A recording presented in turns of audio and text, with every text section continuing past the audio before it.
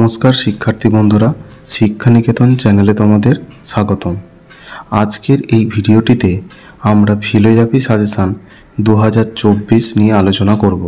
তোমাদের পেপারটি হলো কলকাতা বিশ্ববিদ্যালয়ের আন্ডারে দর্শন সিসি G4 অর্থাৎ 4th সেমিস্টারের সাজেশান নিয়ে। তোমাদের পরীক্ষায় 10টি মান 1, 5টি মান 5 এবং 2টি মান 15 প্রশ্নের উত্তর করতে হবে।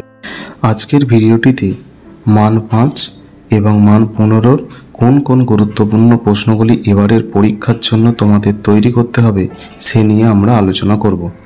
দেখে নাও মান 5। 1 নম্বর প্রশ্ন, মন ও চেতনা কি সমব্যাপক? আলোচনা করো। 2, বিস্তৃতির যে কোনো দুটি মূল কারণ আলোচনা করো।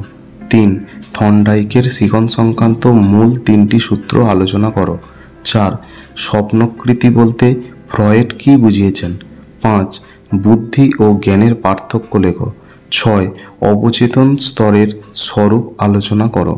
7, প্রত্যক্ষের বিভিন্ন স্তরগুলি আলোচনা করো। 8, বিশুদ্ধ সংবেদন কি সম্ভব ব্যাখ্যা করো। 9, সংবেদনের ধর্মগুলি আলোচনা করো। 10, চেতনার স্বরূপ বর্ণনা করো। 11, বুদ্ধাঙ্ক কিভাবে নির্ণয় করা হয় উদাহরণসহ তা আলোচনা করো। 12, শিখন সম্পর্কে পরজ্ঞানবাদ আলোচনা করো। 13, স্বাভাবিক এবং সাপেক্ষ প্রতিবর্তক্রিয়ার উদাহরণ দাও। 14, সংবেদন ও প্রত্যক্ষের মধ্যে পার্থক্য লেখো। 15, অবচেতন স্তরের স্বরূপ বর্ণনা করো। 16, প্রত্যক্ষের মূর্তি বা ক্ষেত্র আলোচনা করো। 17, বুদ্ধি অভিক্ষার প্রয়োজনীয়তাগুলি কি কি? 18, প্রত্যক্ষ সম্বন্ধে গেস্টাল মতবাদটি বর্ণনা করো। এখন আমরা মান 15 প্রশ্নগুলি দেখে নেব। প্রশ্ন 1, স্মৃতি কাকে বলে? স্মৃতির উপাদানগুলি কি কি?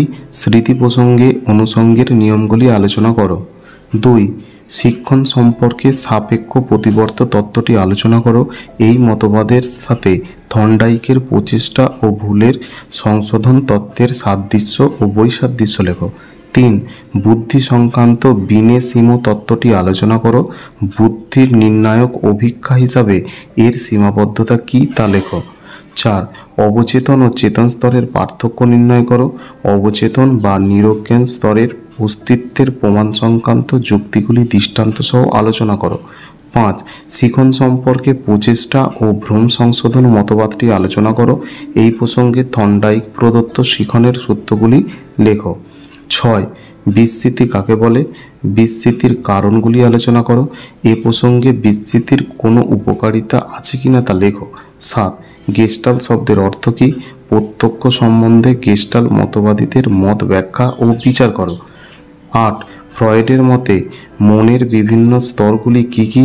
মনের বিভিন্ন নিরজ্ঞান স্তরের অস্তিত্বের সপক্ষে যুক্তিগুলি আলোচনা করো।